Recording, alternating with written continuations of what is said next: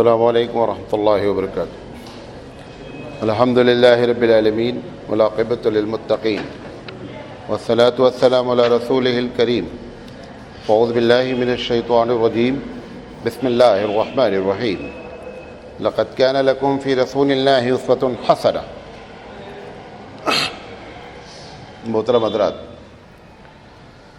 ہم سیرت رسول اکرم صلی اللہ علیہ وسلم پر سلسلے وار پروگرام کر رہے ہیں، اور آج اس کا 248 سیریل ہے، 248۔ آپ کو اس کے پہلے بھی بتا دیا ہوں، یہ دنیا کا سب سے بڑا سیریل ہے۔ اب یہ کتنا جائے گا؟ میں سمجھ رہا تھا 75 میں ہم اس کو ختم کر لیں گے، لیکن اندازہ ہو رہا ہے کہ 75 پہ ختم نہیں ہو جائے گا، یہ 300 کمپلیٹ کرے گا انشاءاللہ۔ بات چل رہی ہے نبی کریم صلی اللہ علیہ وسلم کے خطبے کی، جو آپ نے حج کے موقع پر پوری دنیا کو بھی پیغام دیا ہے، اور اس وقت جو صحابہ کرام موجود تھے ان کو اسپیشل پیغام ہے، چونکہ نبی قیامت تک کے لیے ہے اور سارے عالم کے لیے ہے، لہذا وہ جب کبھی بھی انڈیویجول بھی بات کرتا ہے تو اس کا مطلب پورا عالم ہوتا ہے۔ کبھی کبھی صحابہ نے ایسا کیا کہ اللہ کے رسول کی ایک بات سننے کے بعد انہوں نے پوچھا، اللہ کے رسول یہ ہمارے لیے خاص ہے؟ حضور صلی اللہ علیہ وسلم نے فرمایا یہ پوری امت کے لیے ہے اور قیامت تک کے لیے ہے۔ ایک آدھ ہی واقعات ایسے ہیں کہ جو آپ نے فرمایا کہ یہ صرف یہ بندے کے لیے خاص ہے، ورنہ جو باتیں آپ نے نصیحت فرمائی، آپ نے جو تعلیم فرمائی، وہ قیامت تک کے لیے ہے۔ اس کے بعد اللہ کے رسول صلی اللہ علیہ وسلم نے فرمایا کہ عرب کا جو سب سے زیادہ فخر والی چیز تھی وہ دو چیزیں تھیں۔ ایک تو یہ تھی کہ ان کے یہاں انتقام کا جذبہ چلتا تھا۔ جب بچہ کسی آدمی کا قتل ہو جاتا تھا تو ماں اپنے بچے کو دودھ پلاتے ہوئے بھی وہی گانا گاتی تھی کہ تجھے بڑا ہو کر کے اپنے باپ کے قاتل کا بدلہ لینا ہے، اور اس میں ہزاروں سال چلتے تھے۔ اب اس نے مار دیا، اب اس کی ماں نے وہ وصیت کی، ایسے یہ سلسلہ چڑھتا رہتا تھا۔ اللہ کے رسول صلی اللہ علیہ وسلم نے فرمایا کہ وَدِمَاءُ الْجَاهِلِيَّةِ موضوع، آج سے یہ بات سب لوگ نوٹ کر لیں کہ یہ جو خون کے انتقام کا چکر ہے اس کی کوئی حیثیت نہیں۔ اور میں سب سے پہلے، کیونکہ اللہ کے رسول صلی اللہ علیہ وسلم کے ایک چچا داد بھائی تھے، ابن ربیعہ بن حارث بن عبد المطلب، ان کا خون قریش طلب کر رہے تھے۔ اللہ کے رسول صلی اللہ علیہ وسلم نے فرمایا کہ سب سے پہلے میں اس خون کو آج کیا کر رہا ہوں، ختم کر رہا ہوں، اور یہ میرے جو چچا داد بھائی ہیں ان کے اب خون کا بدلہ نہیں لیا جائے گا۔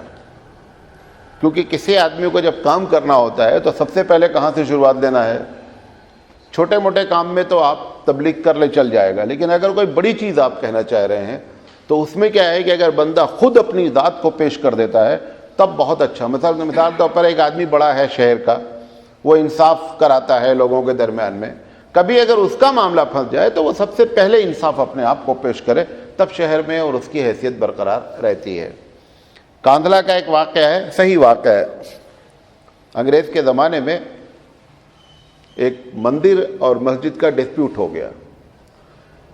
مظفر نگر ڈسٹرکٹ میں وہ لگتا ہے، انگریز جج تھا، تو ایک مولوی صاحب تھے، بڑے دیندار تھے، ان کے بارے میں تھا کہ وہ جھوٹ نہیں بولتے ہیں۔ تو کیس گیا تو جج نے کہا کہ اگر وہ گاؤں کے فلاں مولوی صاحب آ کر کے کہہ دیں کہ یہ زمین مسجد کی ہے تو ہم دے دیں گے۔ نہ ان کے پاس پروف تھا، نہ ان کے پاس پروف تھا۔ جب مولوی صاحب سے بات کی گئی تو انہوں نے کہا ایسا ہے کہ جب دوسروں کا معاملہ ہوتا ہے تو میں نے انصاف کیا ہے، لہذا یہ میرا معاملہ ہے، میں سچ بات بولوں گا جو مجھے معلوم ہے۔ لیکن میرے ساتھ پرابلم کیا ہے کہ میں نے قسم کھا رکھی کہ میں انگریز کا چہرہ نہیں دیکھوں گا، مجھے سخت نفرت ہے ان سے۔ انگریز جج نے کہا کہ اگر ایسی بات ہے کہ میرا چہرہ نہیں دیکھنا چاہتا ہے، ٹھیک ہے میں پردہ ڈال دیتا ہوں، لیکن آ کر سچ بات کہہ دے۔ اس نے کہا کہ اگر پھر اس کے باوجود بھی اس کا بھی کیریکٹر تھا، جج کا بھی، ایسے آدمی کو بولتا ٹھیک ہے ہم اس کو اپنی عدالت میں آنے دیں، تو کہا نہیں، مسئلہ حل ہو جائے وہ آ کر کے عدالت میں کہہ دیں، بھلے ہمارا چہرہ نہیں دیکھو۔ تو پردہ ٹانگا گیا، جج اس طرف بیٹھا ہوا تھا، یہ ادھر آئے، انہوں نے کہا یہ جو زمین ہے مندر کی ہے، یہ مسجد کی زمین نہیں ہے۔ جج نے فیصلہ کر دیا۔ اس کے کچھ لوگ مسلمان جب یہ فیصلہ ہوا تو ایک بڑی تعداد اس محلے کی مسلمان ہو گئی، اور ان میں سے ان کے لڑکے سے پوتے سے ہم لوگ جا کر خود ابھی ملاقات جب مطلب گئے تو واقعے کو تو جا کر ان سے باقاعدہ ملے تو انہوں نے کہا ہمارے دادا مسلمان ہوئے اور اسی واقعے کی بنیاد پر مسلمان ہوئے کہ ان کے موافق بھی بات تھی، اگر یہ چاہتے تو کہہ دیتے کہ معاملہ یہ مسجد کی زمین ہے، معاملہ حل ہو جاتا ہے، لیکن انہوں نے سچ بہت بولی۔ تو دیکھیں وہ سچ بولنے پر اثرات مرتب ہوئے۔ یہ تو ہم نے سمجھ رکھا ہے کہ سچ کی گاڑی نہیں چلتی ہے، یہ محض ایک بیکار بات ہے۔ اللہ کے رسول صلی اللہ علیہ وسلم نے فرمایا کہ سب سے پہلا خون جو ہمارے چچا داد بھائی کا ہے وہ میں کیا کرتا ہوں، آج سے ختم کرتا ہوں۔ پھر آپ صلی اللہ علیہ وسلم نے جو دوسرا ان کے یہاں بڑا دھندا تھا وہ سود کا دھندا تھا۔ اللہ کے رسول صلی اللہ علیہ وسلم جو چچا تھے حضور کے حضرت عباس، یہ سود کا کاروبار کرتے تھے اور بڑے پیمانے پر کرتے تھے۔ سود کا کاروبار ہمیشہ ہوتا رہا، یہودی قوم جب سے اس زمین پر آئی ہے تب سے سود کا کاروبار ہو رہا ہے، کیونکہ یہودی اس کے کیا ہیں، اسٹارٹر ہیں۔ نبی کریم صلی اللہ علیہ وسلم کے زمانے میں بھی اور مدینے میں کی پوری لپیٹ میں یہودیوں کا قبضہ تھا۔ حضرت عباس حضور کے چچا تھے، انہوں نے بھی قرضہ دے رکھا تھا، بانٹ رکھا تھا۔ آج بھی ہبلی میں بھی ایک دو نہیں سینکڑوں مسلمان ہیں جو سود کا کاروبار کرتے ہیں، سینکڑوں ہیں، اور بڑے اچھے لوگ، دیندار لوگ۔ وہ گھر والا جو معاملہ ہے کہ 5 لاکھ روپے لے لیا انہوں نے مکان مالک سے، اور انہوں نے کہا آپ میرے گھر میں رہیے، 5 سال آپ رہیے، کرایہ دینے کی ضرورت نہیں ہے، 5 سال میں آپ کا 5 لاکھ روپے واپس کر دوں گا۔ اچھے دیندار لوگ اس مسئلے میں ملوث ہیں، میں نام نہیں لینا چاہتا ہوں، بہت قریبی ہمارے لوگ ملوث ہیں۔ میں نے کہا یہ کیا کر رہے ہو؟ کیونکہ لوگوں نے یہ سمجھ رکھا ہے کہ نماز پڑھنے کا نام اسلام ہے۔ سب سے بڑا معاملہ یہاں پھنسا ہوا ہے، تصور ہی نہیں ہے اس کا کہ یہ صاحب یہ بھی کوئی دین کا کام ہے، یا یہ کہ جس مسئلے میں کوئی بات ہو رہی ہے آدمی کو ایک مرتبہ کسی پڑھے لکھے سے پوچھنا چاہیے میں یہ ایک معاملہ کرنے جا رہا ہوں، شرعی لحاظ سے اس کی حیثیت کیا ہے۔ کچھ تو اسمارٹ ہیں، انہیں معلوم ہے کہ شرعی حیثیت کیا ہے، وہ چاہتے ہیں پوچھیں ہی نہیں ورنہ پھنس جائیں گے۔ یہ بھی ایک طبقہ ہے، وہ جان بوجھ کر کے اگنور کرتا ہے کہ اگر ہم پوچھیں گے تو کیا ہو جائے گا، پھنس جائیں گے۔ اللہ کے رسول صلی اللہ علیہ وسلم نے فرمایا کہ ربا الجاہلیہ موضوع، جو جاہلیت کی کا سود در سود کا دھندا تھا وہ آج سے کیا ہو گیا، ختم کیا جاتا ہے۔ اور پھر آپ نے فرمایا وَأَوَّلُ رِبَا أَضَعُ رِبَانَا رِبَا عباس ابن مطلب، اور سب سے پہلا سود جو ہمارے چچا کا ہے، پہلے تو بات ایک ہی نہیں ہے، میں اپنے چچا کے سود کے دیے ہوئے سارے پیسوں کو کینسل کرتا ہوں۔ چچا نے آ کر کے کہا کہ آپ نے تو بہت بڑا فیصلہ کر دیا، تو وہ جو اصلی ہے وہ لے کہ وہ بھی چھوڑ دیں، کیونکہ یہ لوگ وہ لوگ نہیں ہیں، جب رسول پر ایمان لائے تو دل سے ایمان لائے۔ تو اللہ کے رسول نے فرمایا کہ آپ اپنی اصلی رقم لے سکتے ہیں۔ ان کا یہ تھا کہ اگر آپ یہ کہیں گے نہیں وہ بھی چھوڑو تو میں اس کے لیے بھی تیار ہوں۔ آپ نے جو اعلان کر دیا اس سر آنکھوں پر، اور آج سے سود کا دھندا بند کر دیا جاتا ہے۔ سود کا دھندا بند کرنے کے بعد ایسا نہیں ہوا کہ مدینے کے حالات خراب ہو گئے، مدینے کے حالات اتنے اچھے ہوئے، حضرت عمر رضی اللہ تعالیٰ عنہ کے زمانے آتے آتے تک لوگ تمنا کرتے تھے کہ کوئی زکوٰۃ کا صحیح آدمی مل جائے جس کو زکوٰۃ دے دی جائے، زکوٰۃ کا لینے والا ہی کوئی نہیں ملتا تھا۔ تو ایسا نہیں ہوا کہ سود کے بغیر دھندا نہیں چلتا ہے، سود جو ہے وہ ایک لعنت ہے۔ اللہ کے رسول صلی اللہ علیہ وسلم پروردگار عالم نے ایک حدیث قدسی ہے اور ایک قرآن کی آیت ہے۔ ایک جگہ حدیث قدسی میں بخاری کی روایت ہے کہ میری جنگ اس شخص سے ہے، محمد صلی اللہ علیہ وسلم کے ذریعے اللہ پیغام پہنچا رہا ہے کہ میری جنگ اس شخص سے ہے جو میرے ولی سے دشمنی رکھے۔ وہاں پہ جنگ کا لفظ استعمال ہوا ہے میرے علم کے مطابق۔ قرآن مجید میں جہاں پر استعمال ہوا ہے جنگ کا لفظ کہ جس آدمی نے سود کا کاروبار کیا اس سے کیا ہے، جنگ کا اعلان ہے۔ یہ دو جنگوں کا اعلان خطرناک قسم کا ہے، اللہ سے جنگ بہت بڑی جنگ ہے۔ تو وہاں پر من عاد علی ولی فقد آذنتہ بالحرب، کہ جو میرے ولی سے دشمنی رکھتا ہے میں اس سے جنگ کا اعلان کرتا ہوں، بخاری کی روایت ہے۔ اور دوسری جگہ پر یہ قرآن مجید کی آیت ہے۔ لہذا سود کے سلسلے میں جہاں تک ہو سکے آدمی کو کیا ہے، جہاں تک نہیں، ہر حال میں سود چھوڑنا ہی چھوڑنا ہے۔ جہاں تک کی جو بات ہے وہ دوسری ایک حدیث ہے کہ ایک زمانہ ایسا آ جائے گا کہ آپ اوائڈ کرنا چاہیں گے لیکن سود کا کچھ نہ کچھ حصہ آپ کو کیا ہے لگتا ہی رہے گا. وہ مجبوری ہے, وہ ایک الگ بات ہے, کچھ نہیں تو گرد ہی سود کی پہنچتی رہے گی. بہرحال حضور اکرم صلی اللہ علیہ وسلم نے اس کی تشبیہ دی ہے کہ جو آدمی سود کا کاروبار کرتا ہے وہ ایسا ہے جیسے اپنی ماں کے ساتھ زنا کرے. اس سے زیادہ گھناؤنی کوئی بات نہیں ہو سکتی تھی جو تشبیہ دے کر کے پیارے حبیب مصطفیٰ صلی اللہ علیہ وسلم نے جو ہے وہ ہم کو بتایا. اس کے بعد یہ ایک چیز کا اعلان ہو رہا ہے, یہ ایک سینٹنس پورے آرڈیننس ہے. پھر اللہ کے رسول صلی اللہ علیہ وسلم نے اس قوم کی طرف توجہ دی جو لوگ وراثت میں تقسیم کر لیتے تھے عورتوں کو. عرب میں اگر انتقال ہو جاتا تھا تو عموماً 2 3 4 بیویاں ہوتی تھیں, تو ایک بیوی جو اصلی ماں ہوتی تھی بچے کی وہ تو ٹھیک ہے ماں رہتی تھی, بقیہ جو سوتیلی ماں ہوتی تھی اس کو وراثت میں لوگ تقسیم کر لیتے تھے, وہ وراثت ہو جاتی تھی. ایسے موقع پر اللہ کے رسول صلی اللہ علیہ وسلم نے عورتوں کے بارے میں فرمایا کہ لوگوں فاتقوا اللہ فی النساء, اے لوگوں عورتوں کے معاملے میں اللہ سے ڈرو. کیوں؟ اس کی وجہ یہ ہے اس قوم کی دو لوگوں کے ساتھ دنیا ہمیشہ ظلم کرتی رہی, ایک تو غلام کے ساتھ اور دوسرا عورت کے ساتھ. ان دونوں کی پوزیشن نبی کریم صلی اللہ علیہ وسلم نے کیا کیا, اٹھانے کی کوشش کی کہ ان کو سوسائٹی میں وہ مقام ملے جو ملنا چاہیے. اللہ کے رسول صلی اللہ علیہ وسلم اس کے بعد فرمایا ان لکم علی نسائکم حقا, اے لوگو عموماً یہی کہا جاتا رہا ہے کہ ہمارا سب کچھ عورت جو ہے وہ ہمارا کرے.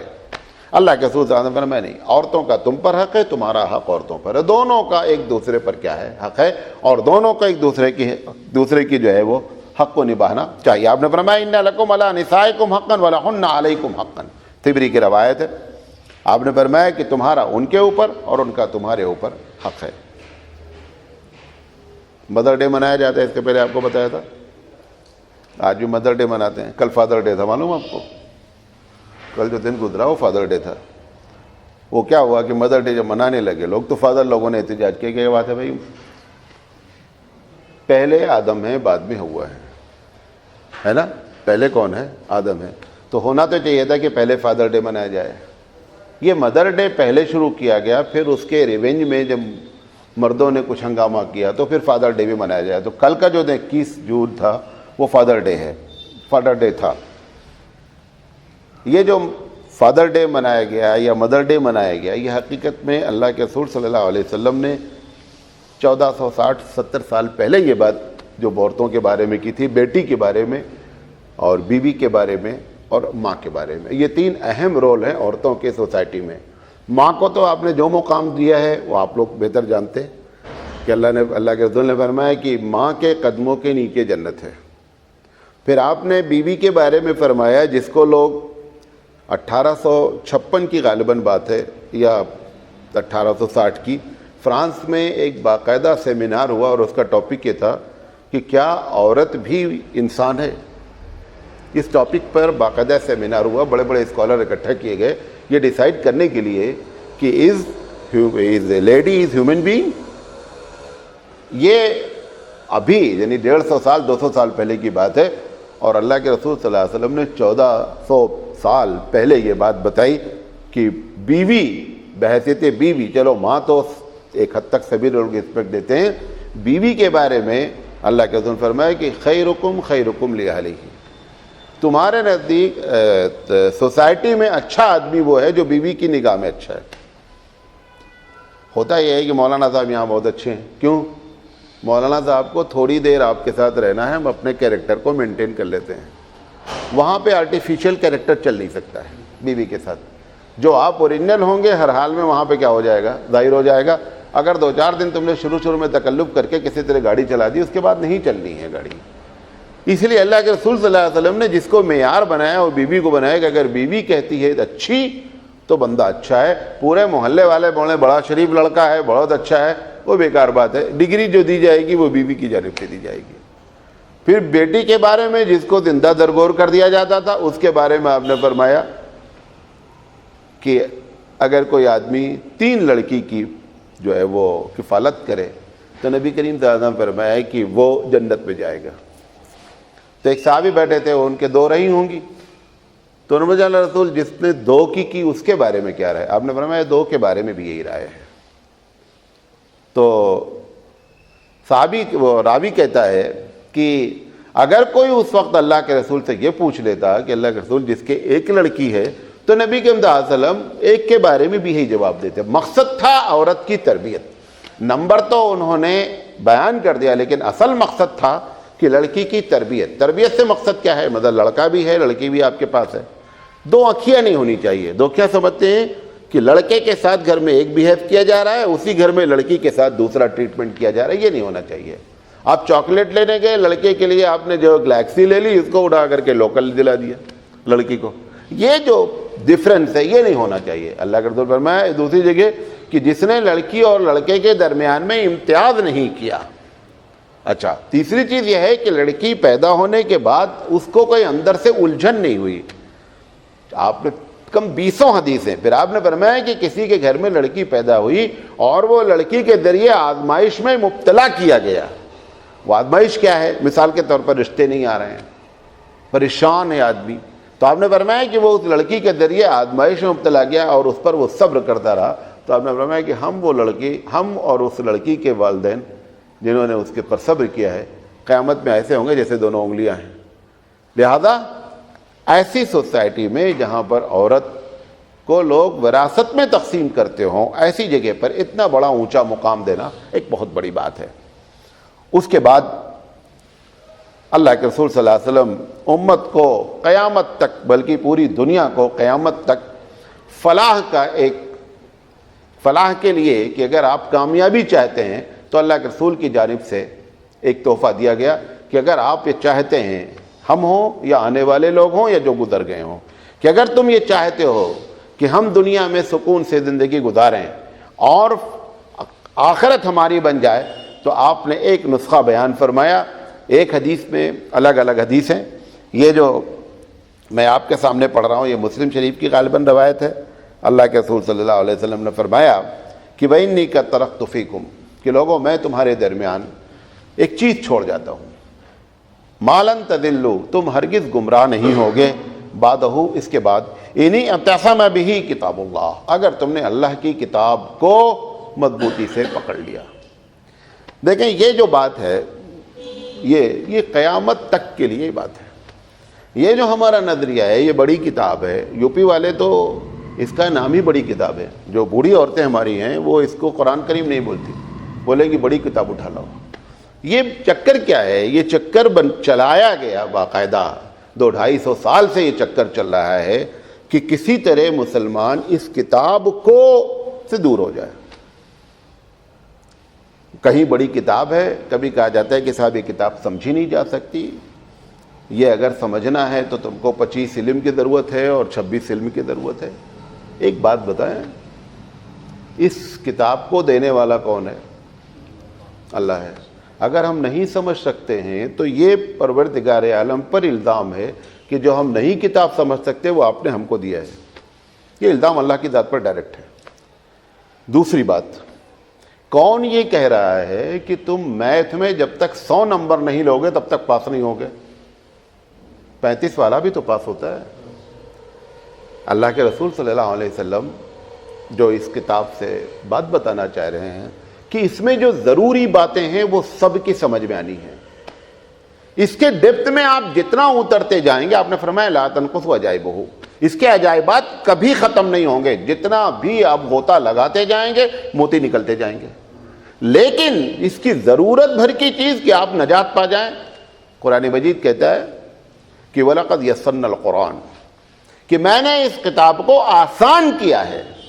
آپ کہتے سمجھ نہیں سکتے. یہ بہت بڑی سازش ہے یہودیوں کی کہ کسی طرح اس کتاب سے امت کو دور کیا جائے. لہذا اپنے دماغ سے یہ بات نکال دیں. مولانا ڈاکٹر اسرار صاحب کو آپ جانتے ہیں, ڈاکٹر اسرار صاحب نے ایک رسالہ لکھا, تو مولانا یوسف لدھیانوی رحمۃ اللہ علیہ ہمارے اکابرین میں ہیں, تو اس وقت وہ مدینہ میں اعتکاف کیے ہوئے تھے. ڈاکٹر اسرار صاحب کا نظریہ یہ تھا کہ بغیر سمجھے ہوئے قرآن پڑھنے کا کوئی ثواب نہیں ہے. انہوں نے یہ بات لکھ کر کے تو چونکہ مولانا یوسف صاحب وہاں موجود تھے مدینے میں، مسجد میں اعتکاف کیے تھے، تو انہوں نے سوچا کہ کھٹک تو ان کو رہی تھی بات یہ کہ میں یہ بات لکھنے جا رہا ہوں، کسی نے یہ بات لکھی نہیں ہے. تو ایسا ہے کہ مولانا یوسف لدھیانوی رحمۃ اللہ علیہ کو یہ دکھلا دیا جائے، جن کی کتاب وہ کیا کہتے ہیں حیات الصحابہ ہے، کہ دکھلا دیا جائے اور حضرت سے رائے لی جائے. تو مولانا نے دیکھا، پڑھا پورا، انہوں نے کہا بہت اچھی بات آپ نے لکھی ہے، لیکن یہ بات اس میں غلط لکھی ہے، اس کی اصلاح کر لیجئے. تو انہوں نے کہا کہ آپ کو جو لکھنا ہے وہ لکھ دیجئے، اس میں اگر یہ غلط ہے تو آپ اس جملے کو پورے کاٹ دیجئے. انہوں نے کہا نہیں ایسا نہیں، اس میں یہ لکھیں کہ قرآن پڑھنے کا ثواب ملتا ہے، چاہے آپ سمجھے چاہے نہیں سمجھے، نہ سمجھنے کا گناہ ملتا رہتا ہے. حضرت نے کہا کہ نہیں، جملہ تمہارا جو ہے ایسے کریں اس کو، ایک آدمی قرآن پڑھتا ہے ثواب ملے گا، یہ جو نہ سمجھ رہے ہیں اور اس پر عمل نہیں کر رہے ہیں، اس کا گناہ ملتا رہے گا، پڑھنے کا ثواب ملتا رہے گا. وہ بعد میں معلوم ہوگا بیلنس ہو کر آپ کھڑے کہاں ہیں. اسی بات کو ڈاکٹر اسرار صاحب نے لکھ دیا، اور آج بھی اسی انداز میں لکھی ہوئی ہے کتاب. تو یہ اس کتاب کے بارے میں اس نظریے کو آپ اپنے ذہن سے دور کریں. سب سے پہلی بات یہ زبان سے کبھی نہیں نکالیں، اس کتاب کو نہیں سمجھ سکتے. اچھا، نہیں سمجھنے کے لیے فارن لینگویج میں اس کو ٹرانسلیشن کیوں کیا گیا، اس میں ایکسپلینیشن کیوں کیا گیا. مولانا تھانوی ہیں، مفتی شفیع علیہ الرحمہ ہیں، ہمارے اکابرین ہیں بڑے بڑے، شاہ عبد القادر رحمۃ اللہ علیہ ہیں، شاہ صاحب ہیں، سب نے آخر اس کا ترجمہ کس کے لیے کیا ہے؟ ہمارے لیے کیا ہے، عوام کے لیے کیا گیا. بھئی آپ نہیں سمجھ سکتے عربی، آپ اپنی زبان میں اس کو سمجھیے. سمجھتے کیوں نہیں یہ آپ کو بتا دیتے ہیں آج اس کے پیچھے راز کیا ہے، کیوں نہیں سمجھنا چاہتے لوگ. یہ کتاب جب ہم ایک صاحب کو، اب جیسے آپ لوگ ہیں ٹیوشن پڑھواتے بچوں کو، کوئی ایک اس شہر میں نہیں ہے جو کہے کہ ہمارے بچے کو ٹیوشن آپ ایسا پڑھائیے مولانا صاحب کہ بچے کو تلاوت بھی کرنا ہے، اس کو سمجھائیے بھی. پبلک نے بھی سب معاملہ خراب کر رکھا ہے. کوئی بھی ٹیوشن ایسا نہیں ہے کہ کسی عالم کے پاس ایسا ٹیوشن آئے کہ آپ اس میں جو لکھا ہے مولانا یہ بھی اس کو بتائیے.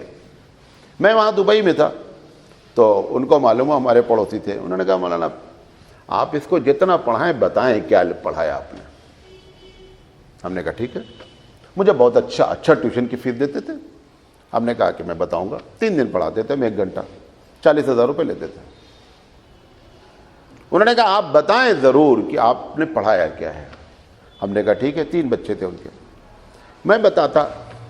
کبھی کبھی وہ کیا کہتے بچے کہ سر یہ آگے چلو جلدی. تو بولا کیا پرابلم ہے اس میں؟ کہا یہ ہم ہی سے کہہ رہا ہے، یہ ایسا لگ رہا ہے کہ ہم ہی سے کہہ رہا ہے. یہ بنیادی وجہ ہے کہ آدمی اس کو سمجھنے کی فکر میں نہیں ہے. اس کو کیا لگتا ہے کہ یہ ہمارے اوپر ہتھوڑا مار رہا ہے. مثال کے طور پر ایک آدمی قبر پہ جا رہا ہے، اگر وہ اس کو پڑھے گا اور اس میں لکھا ہے کہ تم ان سے جو مانگ رہے ہو یہ کبھی زندگی میں سنتے تک نہیں ہیں، یہ اپنے اوپر کی مکھی تک نہیں اڑا سکتے، اگر یہ جب وہ پڑھے گا نا تو ایک مرتبہ اس کا دماغ جھول جائے گا کہ یار یہ ہمارا مولوی ہم کو کہاں لے کے جا رہا ہے، اس میں تو ایسی بات لکھی ہے. یہ سارا چکر اس کے پیچھے یہ ہے کہ وہ آدمی کے نفس پر قربانی دلاتا ہے کہ یہ جو آپ کر رہے ہیں وہ غلط ہے. وہ اس سے اوائڈ کرنے کے لیے کیا کرتا ہے، اس نے یہ فارمولہ بنا رکھا ہے یہ کتاب بہت بڑی ہے، اس کو سمجھا نہیں جا سکتا، اس کے لیے 50 علوم کی ضرورت ہے. یہ چکر چلا کر کے ہمارا بیڑا غرق کر رکھا ہے. ابھی کل ہم روزانہ جہاں رہتے ہیں وہاں درس دیتے ہیں. اب وہ ایک آیت آ گئی ان ہوا الا ذکر للعالمین، کہ یہ جو ذکر ہے پورے جہاں کے لیے ہے.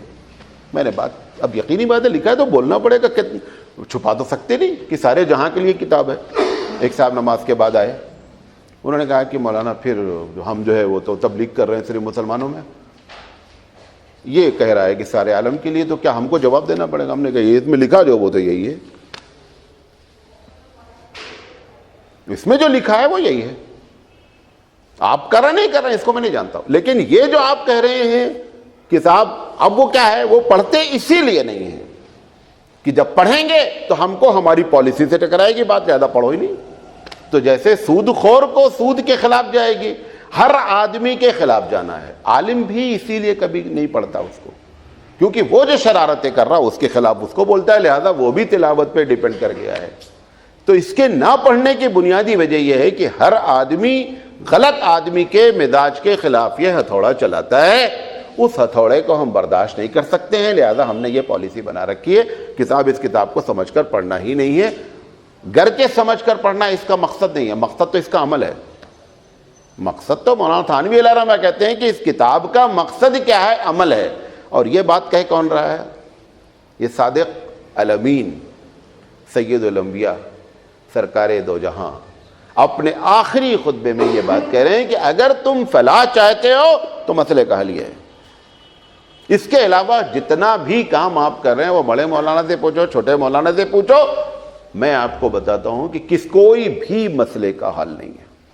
مسئلے کا حل مسلمانوں کے لیے اس کتاب سے جڑ جائیں، بس ایک ہی مسئلے کا حل ہے، جو اس میں لکھا ہے اپنی زندگی میں کیا کر لیں، اتار لیں، اپنے آپ مسئلہ حل ہو جائے گا۔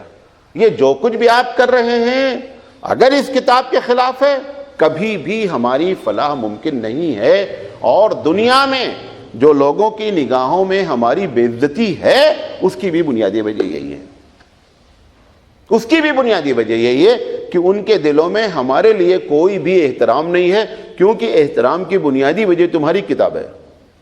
تم کتاب سے جڑو گے، نسبت جب کٹ جاتی ہے تو بندے کی حیثیت ختم ہو جاتی ہے۔ تمہارے یہاں کا لیڈر کتنا بڑا ہوا تھا، اس کی نسبت بی جے پی کٹ گئی، ڈھاک کا 3 پات ہو گیا۔ وہ یڈیورپا جو ہے وہ بی جے پی کا تگڑا لیڈر، لیکن کہاں سے نسبت کٹی؟ اصل جس کی وجہ سے وہ بڑا بنا تھا وہاں سے نسبت کاٹ لیا، ڈھاک کا 3 پات ہو گیا۔ یہ تو آپ کو دنیاوی مثال در، ایسے ہی دین کی بھی مثال ہے۔ کوئی مدرسے سے یا کوئی بڑی تنظیم سے آپ جڑے ہوئے ہیں، آپ سوچے صدر ہیں یا وہ ہیں، ہم وہاں سے چھوٹ جائیں گے، اس کا کچھ نہیں ہوتا ہے۔ ہم اپنی حیثیت ختم کر لیتے ہیں۔ قرآن مجید کا کچھ نہیں ہونا ہے۔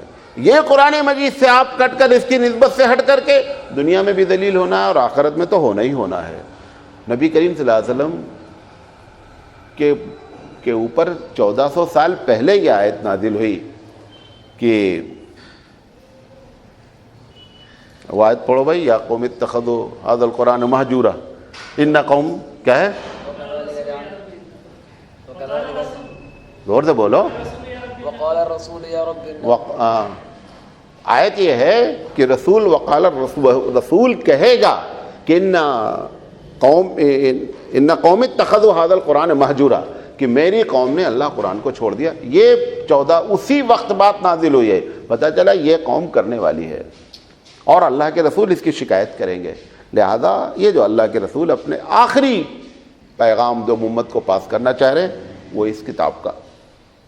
دوسری جگہ دوسری حدیث میں، بعض حدیث میں ہے، دوسرا لفظ آیا ہوا ہے کہ اللہ کے کتاب اللہ و سنت اور میری طریقے، یہ دونوں چیزوں سے ہم ٹوٹل کیا ہو رہے ہیں، انحراف کر رہے ہیں۔ میں نے آپ کو ایک مرتبہ کہا تھا کہ ہندوستان میں اسلام کا بھارتی ایڈیشن چالو ہے، ہر چیز میں کوئی بھی چیز سنت پر ہم کو عمل کرنا ہی نہیں ہے، ہر چیز سنت کے خلاف۔ بیڑا غرق کر رکھا ہے بریلویوں نے کہ جو دل چاہا ہے انہوں نے سنت کا نام دے دیا ہے اور سنت کے نام پہ ساری کہانیاں بنائی جا رہی ہیں۔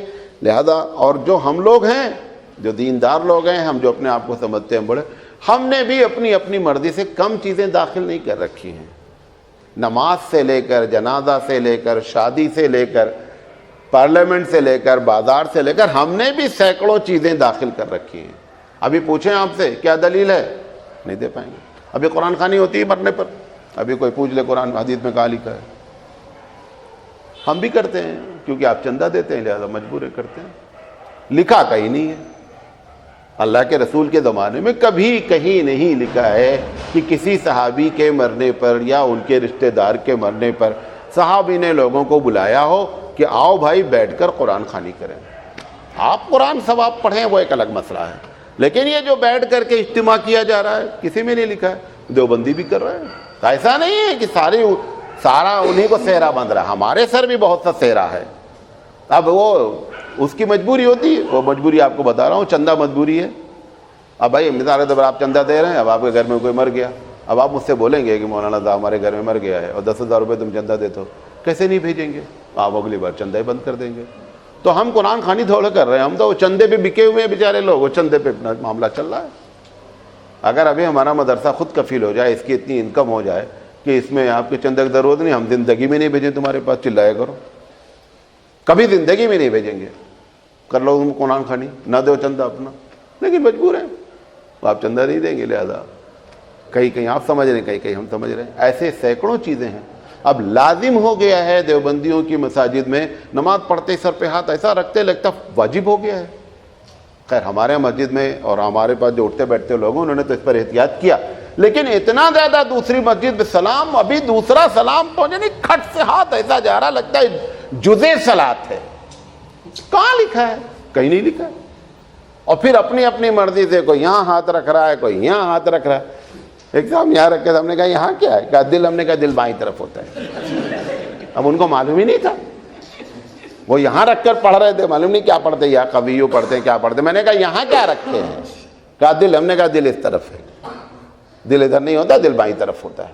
بعض لوگ کان میں, ہم سب لوگوں نے کہا کہ مولانا صاحب آپ کو سنائی نہیں پڑتا ہے, آپ یہ نماز کے بعد ایسے ایسے کیجئے.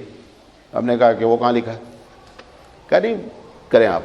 ہم نے کہا ٹھیک ہے دیکھ لیں گے. اب وہ آنکھ پہ بھی کرتے. میں نہیں کہہ رہا ہوں دیکھو کہ یہ ناجائز ہے چیزیں, اس کو آپ لازم نہیں جانیں. ایک جملہ کہنے جا رہا ہوں, اگر آپ اس کو پکڑیں, کوشش کریں سمجھنے کی. میں جو ٹریٹمنٹ کے لیے سنت سے کسی چیز کا ثابت ہونا ضروری نہیں ہوتا ہے.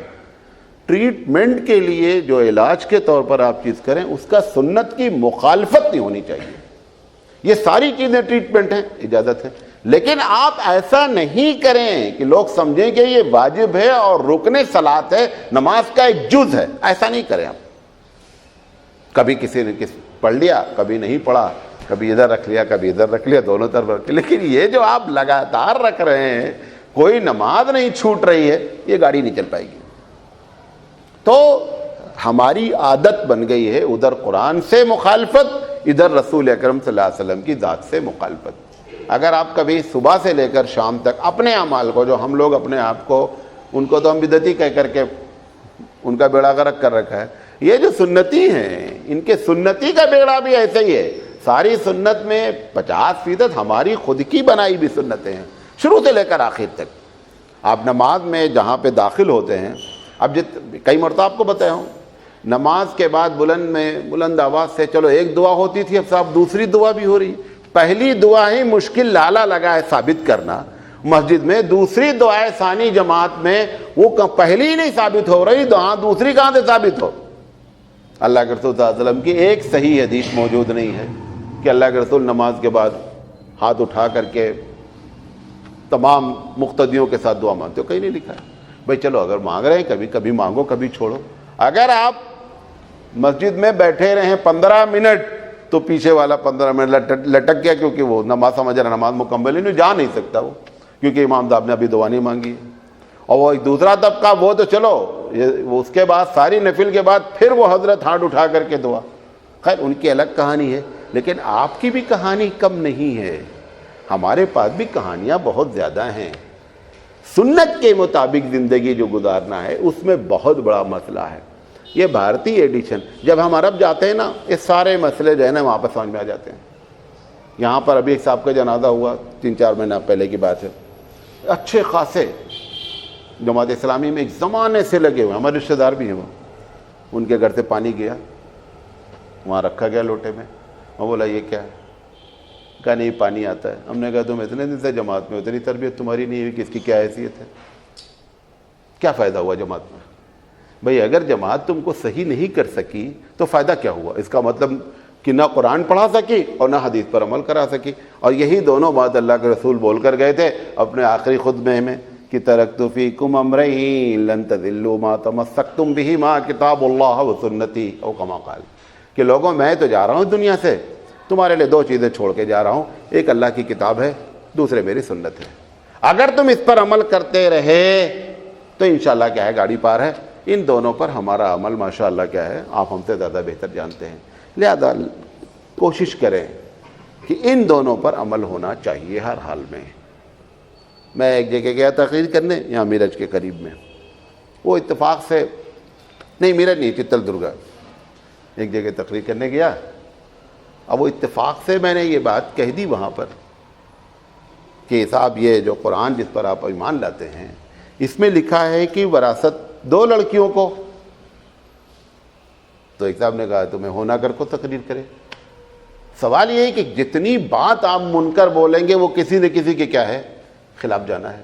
اب کس کو نہیں بولنا. بھئی قرآن مجید نے جہاں پر تبلیغ کی بات کی، ایک آیت بھی پورے قرآن میں ایسی نہیں جہاں پر اس نے کہا ہو کہ بھلائی کا پرچار کرو فل اسٹاپ. ایسا نہیں ہے. بھلائی کا پرچار کرو کامہ بھی نہیں لگایا ہے، فل اسٹاپ تو درکنار ہے. کہتا ہے تأمرون بالمعروف وتنہون عن المنکر، اور برائی سے روکو. کیونکہ اگر آدمی برائی سے نہیں روکتا، مولانا تھانوی علیہ رحمہ تو کہتے ہیں کہ تقویٰ نام ہے گناہوں سے بچنے کا، عمل کا نام ہی نہیں ہے. آپ جب گناہ سے بچ جائیں گے زندگی خود بخود آپ کی کیا ہو جائے گی، صحیح ہو جائے گی. اب ہم کیا چاہتے ہیں کہ آئس کریم بھی کھاتے رہیں اور ٹھنڈک کی دوا بھی کھاتے رہیں. کتاب ٹھنڈک ہو گئی ہے، نزلہ ہو گیا ہے تو دوا بھی کھاتے رہیں، آئس کریم بھی کھاتے رہیں. تو آئس کریم اور دوا جب دونوں چلتی رہے گی تو بہت لمبا ٹریٹمنٹ ہو جائے گا. اس سے تو بہتر یہ تھا کہ آپ دوا بھی نہ کھاتے لیکن آئس کریم چھوڑ دیتے، تو بھی چاہتے تھا کہ نزلہ کیا ہوتا، کولڈ صحیح ہو جاتا. اب بندہ آئس کریم بھی کھا رہا ہے اور روزانہ جو ہے وہ کولڈ کی دوا بھی کھا رہا ہے. یہ ہماری کیفیت ہو گئی ہے کہ ہم گناہ بھی کر رہے ہیں اور نماز بھی پڑھ رہے ہیں. اب نماز دوا ہے اور گناہ آئس کریم ہے، یہ دونوں ایک ساتھ چل رہی ہے اس وقت. تو یہ دونوں جب ایک ساتھ چلتی ہے تو زندگی میں وہ جو قرآن کی آیت ہے نا کہ ان الصلاۃ تنہی عن الفحشاء والمنکر، کہ نماز انسان کو برائی سے روکتی ہے. میں نے پوری اس پر تقریر کی آخر نمازی برائی کیوں کرتا ہے. قرآن مجید کا دعویٰ ہے کہ نماز انسان کو برائی سے روکتی ہے. آخر نمازی برائی کرتا کیسے ہے؟ اب اتنی برائی کرتا ہے کہ نماز پڑھنے آیا ہے چپل لے کے چلا گیا، معلوم نہیں کیا کس نیت سے آیا ہے. تو یہ اس کتاب اور اس سنت کو زندگی میں لازم کریں تو انشاءاللہ معاملہ میں. اس کے بعد ایک بات آپ نے اور فرمایا، بات تو ابھی کافی ہے. پھر آپ نے کچھ بنیادی طور پر آرڈیننس جاری کیے. آپ نے فرمایا کہ فلا وصیت للوارث، کہ صاحب یہ وارث کے لیے کوئی وصیت نہیں ہے. یہ سمجھ لو کیا چکر ہے. یہ ابا جان جو ہوتے ہیں، ایک بڑے ابا جان یہ حرکت کرتے ہیں کہ ایک بچے کو مرنے سے کے وقت بول دیے کہ بڑے لڑکے کو فلاں صاحب کو، مولانا احمد سراج صاحب کو 2000 روپیہ دے دیا جائے. یہ جو 2000 روپیہ آپ دے کر کے جا رہے ہیں اور اس کے بعد آپ مر گئے. ایک ہوتا ہے گفٹ، ایک ہوتی ہے وصیت. گفٹ تو یہ ہے کہ آدمی جس مرض میں مرا اس میں جو جملے بول رہا ہے، اگر وہ کہہ رہا ہے کہ فلاں لڑکے کو 5000، بیوی کو 2000 دے دیا جائے، تو ایسی شکل میں اللہ کے رسول کریں فلا وصیت للوارث، وارث کے لیے کوئی وصیت نہیں ہوتی ہے. اگر آپ وہ بول کر کے بھی مرے، ابا جان بول کر مرے گئے، سکون سے ان کو مر جانے دو، وصیت لازم نہیں لاگو نہیں ہونی ہے. نہیں ابا بولے رہیں گے. قرآن حدیث کے مقابلے میں ابا کچھ بھی نہیں ہیں. اللہ کے رسول صلی اللہ علیہ وسلم کے زمانے میں یہ ہوتا تھا کہ لوگ کیا کرتے تھے کہ لوگ مرنے سے پہلے جس سے خوش ہوتے تھے، جس بچے سے خوش ہوتے تھے، جس کیا کہتے ہیں بیوی سے خوش ہوتے تھے، اس کے نام پر اٹھا کر کیا کر دیتے تھے، وصیت کر دیتے تھے. ایسی وصیت کوئی نافذ نہیں ہوتی ہے. ہاں اگر انہوں نے اپنی زندگی میں کر دیا ہے اور اس کے بعد اس میں مرے نہیں ہیں، وہ وصیت نہیں ہے بلکہ گفٹ ہے، وہ لاگو ہو جائے گا. لیکن دوسرے کو نہیں دینے کا گناہ مل جائے گا.